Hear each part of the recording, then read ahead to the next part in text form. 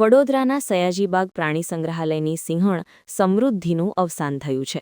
વડોદરા શહેરમાંથી એક દુઃખદ સમાચાર સામે આવ્યા છે.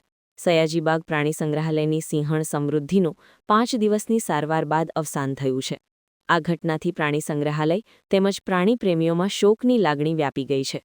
સયાજીબાગ પ્રાણી સંગ્રહાલયના ક્યુરેટર પ્રત્યુષ પાટણકરે જણાવ્યું હતું કે 4 વર્ષ અગાઉ જૂનાગઢના સક્કરબાગ ઝૂમાંથી સમૃદ્ધિ સિંહણ અને સમ્રાટ સિંહને વડોદરા લાવવામાં આવ્યા હતા.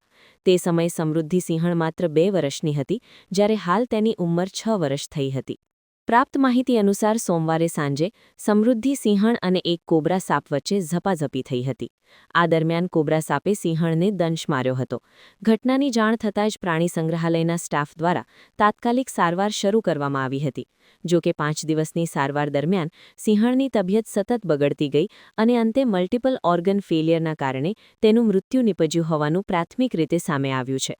કોબ્રાને સિંહણ વચ્ચે થયેલ લડાઈનો વીડિયો પણ વાયરલ થયો છે. ઘટના પછી કોબ્રાનું પણ રેસ્ક્યુ કરવામાં આવ્યું હતું. સમૃદ્ધિ સિંહણના અવસાનની ખબર મળતા જ પ્રાણી સંગ્રહાલયમાં શોકનો માહોલ છવાઈ ગયો હતો. વન વિભાગ તથા પ્રાણી સંગ્રહાલય તંત્ર દ્વારા સમગ્ર ઘટનાની તપાસ હાથ ધરવામાં આવશે તેમ સૂત્રોએ જણાવ્યું છે. ઉલ્લેખનીય છે કે આ ઘટનાએ ફરી એકવાર પ્રાણી સંગ્રહાલયની આવશ્યકતા અને પ્રાણીઓના કેદ જીવન અંગે ચર્ચા જગાવી છે. આજના સમયમાં ટેકનોલોજી ઘણું આગળ વધી ગઈ છે, જ્યાં બાળકો અને વિદ્યાર્થીઓ માટે પ્રાણીઓ અંગે અભ્યાસ કરવા માટે ડિજિટલ માધ્યમો, ડોક્યુમેન્ટરીઝ અને શૈક્ષણિક ચેનલો સરળતાથી ઉપલબ્ધ છે. આવી પરિસ્થિતિમાં પ્રાણીઓને પાંજરામાં રાખી ટિકિટના આધારે આવક કરવી કેટલી યોગ્ય છે તે મુદ્દે પણ સવાલો ઉઠી રહ્યા છે.